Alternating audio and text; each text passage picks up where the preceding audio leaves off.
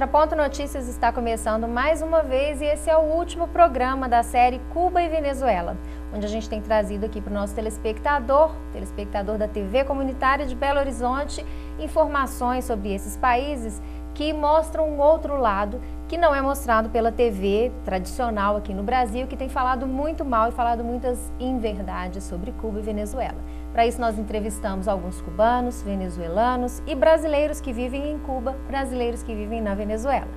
Estão participando dessa série o professor Virgílio Matos, que é um grande amigo da TV Comunitária, um amigo pessoal e um amigo de Cuba também, né? O professor Virgílio já esteve lá algumas vezes e tem uma relação muito próxima a esse país. O professor Zé Luiz Quadros, que visitou recentemente Cuba, fez as entrevistas, tem muito orgulho dos enquadramentos, né? Muito bom, viu? O Wim Wenders, aquele diretor alemão, fez o filme sobre o Buena Vista Social Clube. Né? O enquadramento parece do Wim Wenders, não parece? Lá dos depoimentos? São retangulares, Fui eu que estava na câmera ali. Então, olha, tudo de bom e de ruim que tiver ali na entrevista, vocês podem tributar aqui ao professor Zé Luiz.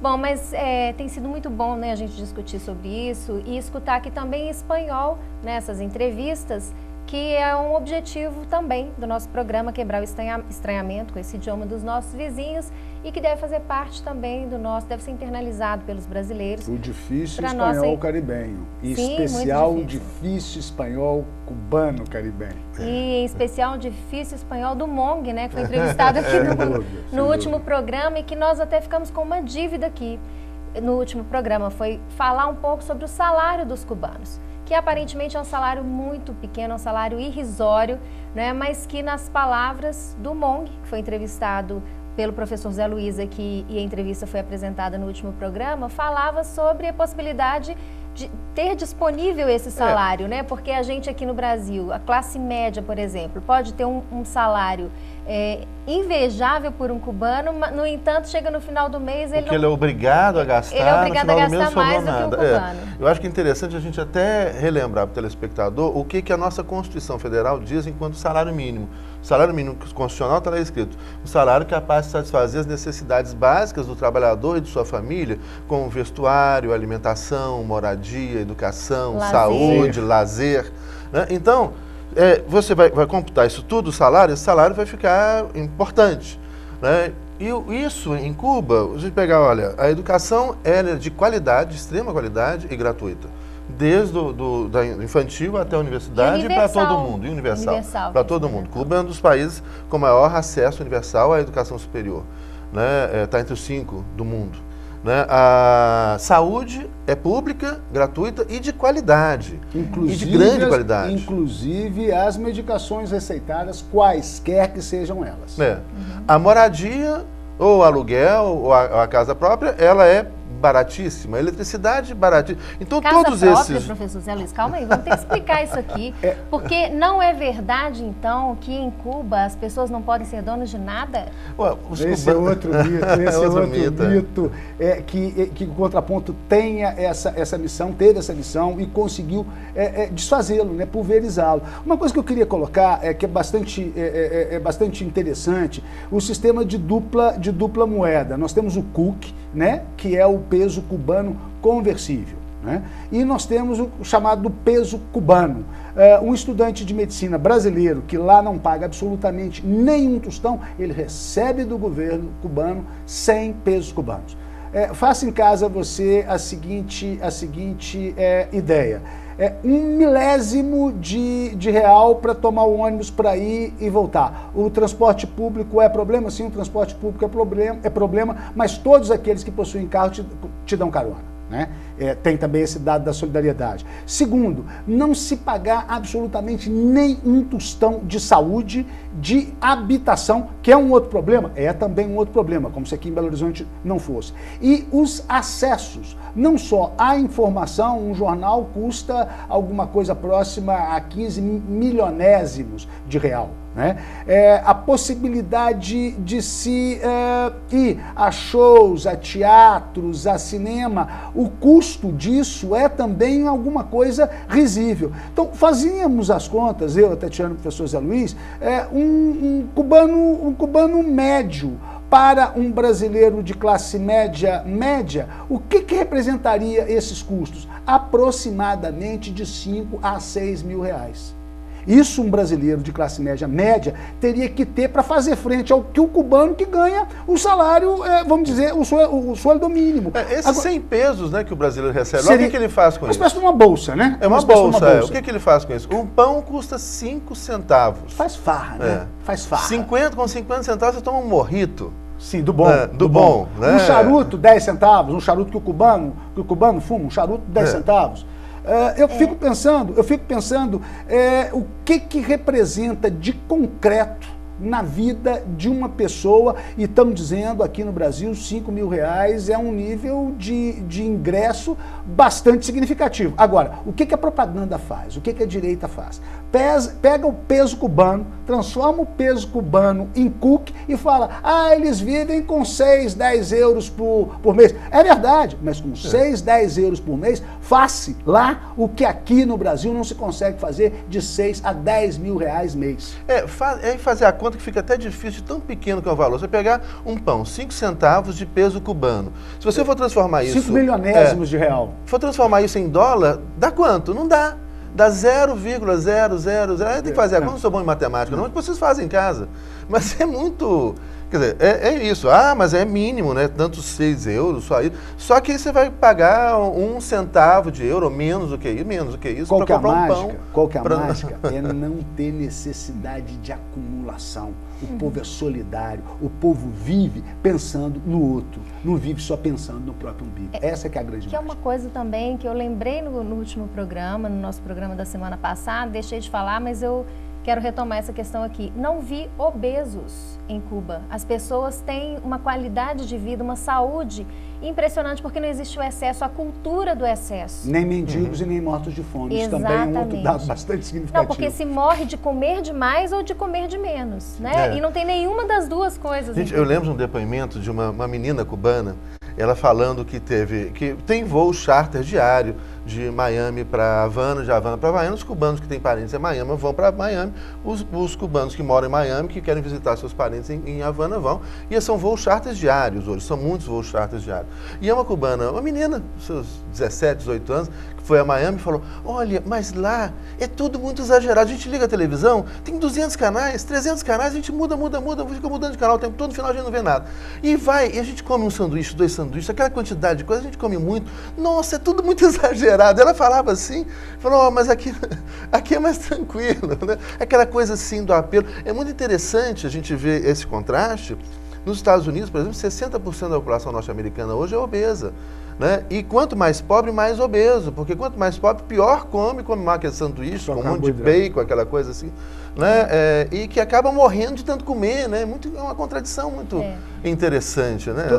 Dois aspectos que me parece, aquele documentário do Michael Moore, as pessoas do 11 de setembro deles, né? Vai perguntar o que significa 11 de setembro no Chile, é outra conversa, que não puderam ser tratados no próprio Estados Unidos, sendo tratados em Cuba. E aquele grande desastre de Chernobyl, né? Chernobyl, tem um documentário muito interessante. Foram tratados em Cuba. Inclusive está sendo mostrado na TV comunitária um documentário sobre as crianças que estão sendo tratadas pelo Estado cubano, as crianças da Ucrânia, né, de Chernobyl, e que estão lá. Eu passei na porta, lá no espaço, em frente à praia, com todo o auxílio médico e tudo, crianças que foram vítimas da contaminação pela usina nuclear em Chernobyl. Bom, vamos ouvir mais um depoimento aqui de cubana também. Então, dessa vez a gente vai escutar o depoimento da Silmara, que é uma engenheira cubana e que vai falar um pouquinho também sobre a sua visão de Cuba.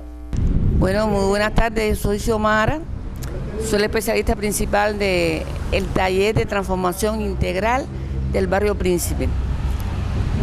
Yo soy ingeniera y máster en comunicación social, y a este taller nuestro, que es un proyecto comunitario surgido a petición de los mismos actores sociales, es decir, de los vecinos que vivimos acá, ya va a cumplir 16 años en este 2012, y nuestra misión es propiciar participación social en los miembros de la comunidad para lograr la transformación física, social y espiritual de nuestro barrio.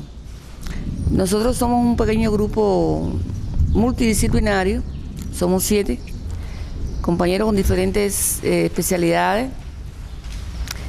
Tenemos 2 o 3 profesiones y algunos oficios y decimos que para ello todos somos músicos, poetas y locos. ¿Por qué? Porque nos interesa todas las inquietudes que tenga la comunidad y para ello la capacitación es muy importante. Acá tenemos diferentes proyectos participativos que no son más que la expresión de las necesidades y los problemas que se identifican aquí en la comunidad con los diagnósticos participativos que realizamos anual o bianualmente según la necesidad. En estas reuniones de diferentes grupos representantes de la comunidad se identifican los problemas. Estos problemas se convierten en objetivos de trabajo y trabajamos con un documento que se llama Planeamiento Estratégico Comunitario, donde se recogen todos estos problemas, se recogen las amenazas que tenemos para resolverlos, las oportunidades, las debilidades y la fortaleza. Es un barrio de mucha fortaleza, sobre todo sociocultural, académica. Contamos con la presencia de la Universidad de La Habana en el territorio, que es una de las fuerzas de capacitación que nos ayudan para toda esta problemática y solución de los problemas del barrio. La fortaleza nuestra fundamental es la comunidad, la fortaleza de capacitación, de oficio, de profesiones, de interés, de deseo de desarrollar el barrio, radica en nuestra comunidad.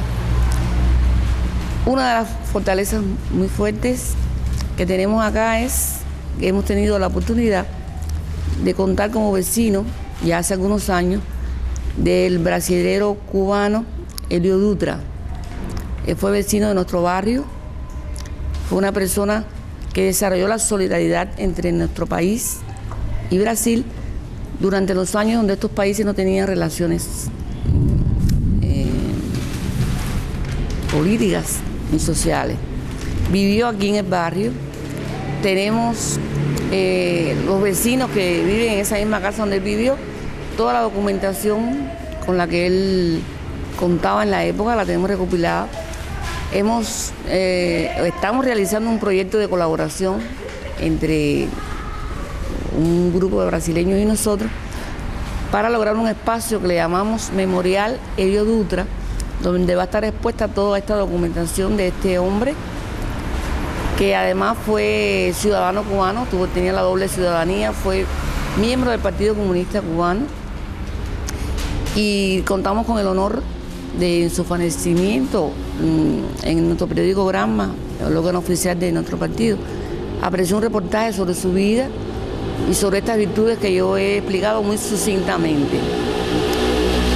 Con la colaboración de un grupo de brasileños, estudiantes, profesionales, vecinos, estamos logrando preparar un espacio que le llamamos Memorial Elio Dutra, que poco a poco va adquiriendo representatividad, pensamos mejorar todas las condiciones físicas necesarias y que en nuestro espacio, no solamente en el memorial, sino en nuestra casa comunitaria, que es el espacio donde todos los proyectos concurren, los estudiantes brasileños puedan también, que viven aquí en Cuba y estudian en Cuba, participen de nuestras actividades, se unan a nosotros y realicen todas las actividades que hacen acá. Esto no es un sueño, ya esto está ocurriendo. En muchas ocasiones nos visitan, se reúnen aquí y participan en las actividades que hacemos com a população. Bom, a gente escutou aqui então o depoimento, a fala da Silmara, que é uma engenheira cubana. A gente vai fazer um pequeno intervalo aqui no Contraponto Notícias, daqui a pouquinho a gente está de volta.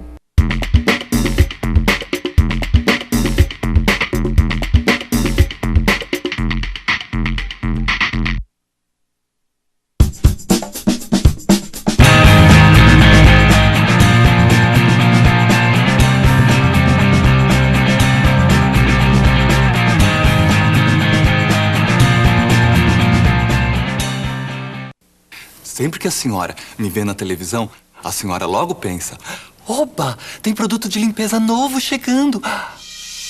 E tem. Só que este é um produto que vai deixar o seu filho de cara limpa e que vai acabar com toda a sujeira que as drogas estão querendo fazer com ele.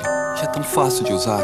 Quer ver? Toda vez que aparecer alguém oferecendo drogas, a senhora pede pro seu filho usar as mãos e fazer assim para as drogas.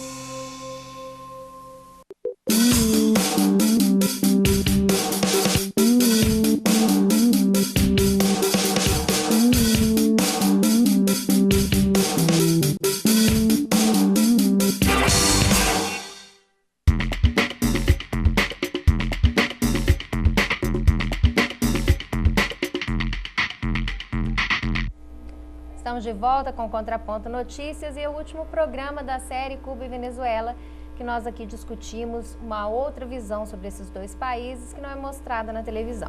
No primeiro bloco a gente ouviu o depoimento da Silmara, né, que é uma engenheira. Mestre em comunicação social. Mestre em comunicação social, né, ela fala isso também. E queria que elas falem um pouco sobre a Silmara, assim, como foi esse encontro lá, essa entrevista com ela? Pois é, nós fomos com o Mong nesse espaço, que é um espaço da comunidade, que é muito interessante, onde ali também está sendo construído o espaço Hélio Dutra. Sim, depois queria que o Virgílio falasse um pouquinho do Hélio Dutra. E ali então você tem, é um espaço onde as pessoas, moradores do bairro, se encontram para discutir os problemas que estão ocorrendo e discutir as soluções para os problemas. Então, até no próximo depoimento, o Armando vai mostrar um pouco, a gente não vai colocar o depoimento todo dele, que ficou muito longo, mas mostrar um pouco, né, como é que foi essa reunião, eles fazem os cartazes, quais são os problemas, indicativos de soluções, que mostra uma dinâmica muito interessante, um envolvimento. Direta, né? Essa democracia participativa, direta, como é que as pessoas discutem e apontam a solução dos seus problemas, né? Muito, muito legal. E ela é uma pessoa encantadora, né? Que é outro dado assim que surpreende, né? Como que você vê, as pessoas, todas as pessoas têm acesso à educação superior, tem um nível de educacional muito bom. A Silmara lembra muito a mulher que eu amo, né? Ela é uma mulher de fibra.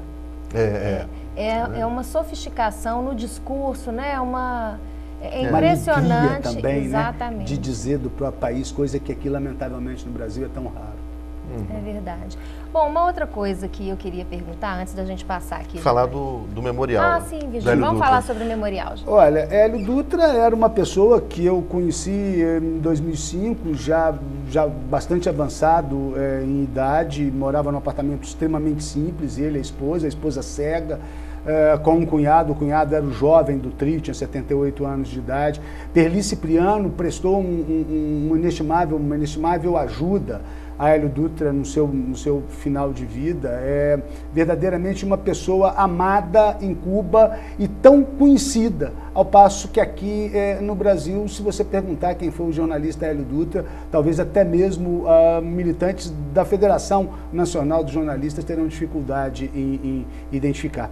Hélio Dutra vai para Cuba em 49, tem dupla nacionalidade, um militante comunista exemplar, chega a ser quadro do Partido Comunista Cubano, uma pessoa que nunca deixou de militar por um mundo melhor para quem nele vive e trabalha. Esse memorial, essa reunião de todo o material produzido por Hélio Dutra, era um grande pensador, um grande escritor, hoje está nesse cantinho, nesse rincão Brasil-Cuba, que se pretende fazer um local simples, mas que pretende fazer um grande memorial, não só a Hélio Dutra, mas todos aqueles combatentes internacionalistas, todos aqueles militantes por um mundo melhor.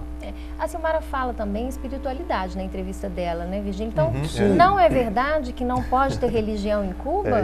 Não. Igreja nunca vi nenhuma incendiada, né? Nunca vi nenhuma criancinha ser comida. Em Havana você tem igrejas metodistas, igrejas católicas, presbiterianas, então você tem uma população... Testemunha de Jeová, que no princípio era uma coisa muito conflituosa.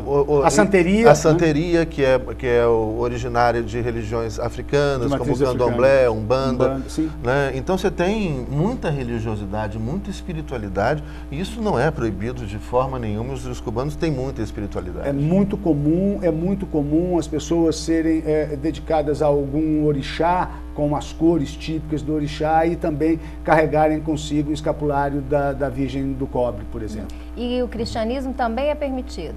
Sempre foi, nunca houve nenhum tipo de repressão, isso é uma bobagem inenarrável. Talvez essas pessoas mais atrasadas que faziam mercancia, né, com a religião aqui tivessem incutido essa ideia. Sempre foi algo, não diria tolerado, algo praticado e algo reverenciado, e as pessoas têm muito respeito por qualquer que seja a religião e não tem nenhum pejo em manifestar a sua religiosidade, ao contrário daqui.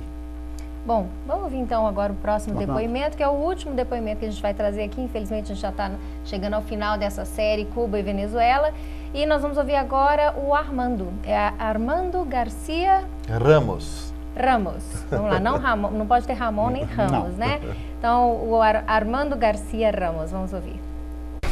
Buenas tardes, mi nombre es Armando García Ramos. Soy sociólogo, historiador y especialista de acá del Taller de Transformación Integral del Barrio, que es un proyecto comunitario que tiene como objeto social propiciar la participación social en la transformación física, social y espiritual del barrio, a través de una técnica o un método que se llama planeamiento estratégico comunitario. Ese planeamiento tiene diagnóstico y planificación participativa, es decir, que en él participan como actores sociales una representación o una muestra representativa de la población del barrio Príncipe, que tiene un total de 12.000 habitantes. Nosotros hoy queremos explicarle a ustedes una experiencia que tuvimos el domingo pasado sobre un proyecto que vamos a implementar o a introducir en nuestro barrio, que tiene que ver con la iniciativa local o desarrollo local, consistente en crear pequeñas empresas que permita descentralizar al municipio desde el punto de vista económico y crear ingresos que le permita al municipio incrementar la calidad de vida, mejorar la calidad de vida de nuestra población en todo aspecto económico, cultural, es decir, mejorar el modo de vida de la población. Bom, é muito interessante, né, gente? Eu estava aqui pensando, o Armando aparece ali e fala, sou historiador, sociólogo, a Silmara aparece lá falando que é engenheira. Provavelmente... O Armando esteve deputado em várias legislaturas na Assembleia. Provavelmente eles aqui no Brasil, circulando pelas ruas, seriam confundidos com pessoas simples, sem estudo, sem qualquer conhecimento, né, sem graduação nenhuma. E é importante que se diga que o fenótipo, né, ou seja, a aparência física do cubano é muito semelhante do brasileiro. Né? A composição étnica cubana é muito parecida. Então, aqui a gente tem, né, Península Ibérica e africanos, basicamente. Isso. Península Ibérica, europeus e africanos. É porque a gente tem essa tradição da toga, né? A pessoa se torna alguma coisa pela forma como ela se apresenta. O professor Zé Luiz, um par de programas atrás, veio aqui com a guajabeira, que é o traje típico para grandes solenidades. É raro você ver um cubano, um cubano na rua andando de guajabeira. A guajabeira é, de fato, vamos dizer, o equivalente ao nosso terno e gravata aqui no Brasil. Que é muito mais racional, né? Que você não morde calor. A guajabeira, né? Do que o terno e gravata. Bom, gente, mas olha, eu queria levantar uma questão aqui, que já que nós estamos no final desse programa, que é o último da série Cuba-Venezuela, para falar sobre a pena de morte. Pena de morte em Cuba, paredão. Porque o que se fala aqui, Virgílio e Zé Luiz? Há 10 anos, né, não se vê a pena de morte aplicada em Cuba. Quem está em casa, não sei se você sabe, se não é da área de direito, provavelmente não sabe, que no Brasil existe sim pena de morte. A pena de morte constitucionalmente, se eu não estou equivocado, artigo 84, em caso de guerra externa declarada. Agora, a pena de morte não é aplicada aqui diuturnamente, na cidade de São Paulo, nos morros, nas vilas, nas favelas, nas sem devido processo legal. Né? E aí acho que é importante também se coloque as coisas no devido lugar. Quer dizer, um país, qualquer país do mundo, né, vai ter essa previsão. Eu não estou falando que é certo ou errado, eu sou contra a pena de morte em qualquer situação. Né? Mas em caso de traição, em caso de guerra, etc., isso todos os é países, muito comum. Todos os países, que eu me lembro agora de em ter caso por de guerra algum e traição, momento estudado, todos preveem a pena de morte. Agora, os teocráticos a exercitam, os governos teocráticos a exercitam de uma forma muito mais exasperante do que os demais. Você pegar hoje os países que mais prendem e mais matam no mundo, né, tá ali, em primeiro lugar, Estados Unidos. Né, que a gente já comentou, a população carcerária é imensa e o estado do Texas é o que mais prende e mais mata, é o estado do Texas. São quase 8 milhões de pessoas em contato com o sistema penal, quer dentro, são mais ou menos 2 milhões e pouquinho, quer em probation, que é o equivalente nosso aqui à liberdade condicional, quer aqueles que já tiveram contato. E, em segundo lugar, vem a Rússia, pós 1991, com mais de 800 mil. Os dados chineses nós não os temos, né? Irã... Lamentavelmente, o Brasil, a outubro do ano passado, outubro de 2011, ultrapassou a vergonhosa barreira de mais de 500 mil presos. Em vez da gente ampliar a discussão sobre pena de morte, eu penso que carece a gente trabalhar mentalmente que seja a morte da pena. Ah, ótimo. Já avançaríamos. Bom, Virgílio, a gente está chegando já ao final desse programa. Visite Cuba. Lamento demais que essa série tenha acabado. Visite Cuba. Assista o Contraponto mas e não seja envenenado. Mas não em hotel 5 estrelas, pelo amor de Deus. Mas eu queria, antes da gente acabar mesmo o programa, Virgílio, que você dissesse sobre esse contraponto. O que o nosso telespectador tem que ter um pouco mais de atenção, tem que ter uma certa malícia para as coisas que escuta, para aquilo que lê, né? Porque a gente tem que ter senso crítico e não ir acreditando e consumindo as informações, as notícias. Não é isso o nosso papel? Outra vez oportuno, o velho Bertolt Brecht, né? Nunca diga isso é natural. Nunca diga que as coisas sempre foram assim, que sempre houve ricos e pobres, bom e mal, e que as coisas vão continuar. Isso é conversa fiada. Isso é conversa do explorador para manter a sua exploração.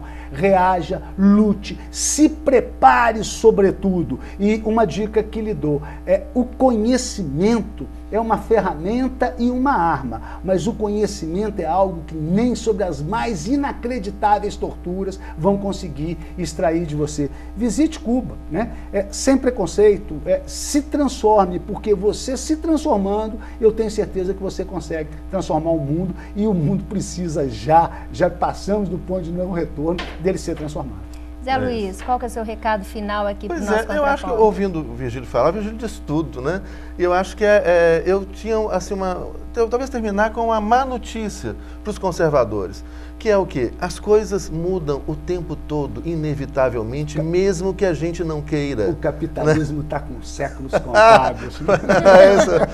Aí nós vamos fazer um programa discutindo isso. Eu não dou mais 40 anos. Esse mundo que está aí, consumista, individualista, egoísta, competitivo, materialista, não suporta, o planeta não suporta mais 40 anos. Mas essa é uma outra discussão. Mas a gente vai ter que começar outra série.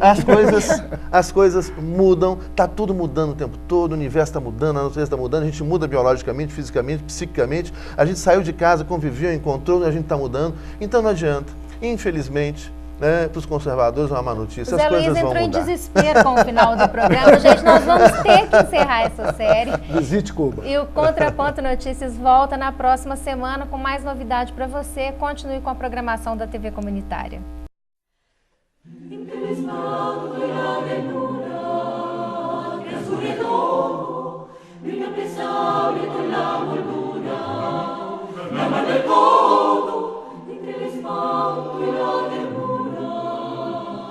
La guerra, el sano juicio con la locura, la fe, la tierra, entre el espanto y la ternura, la vida canta, una tornada clara y oscura, profana y santa, entre el espanto y la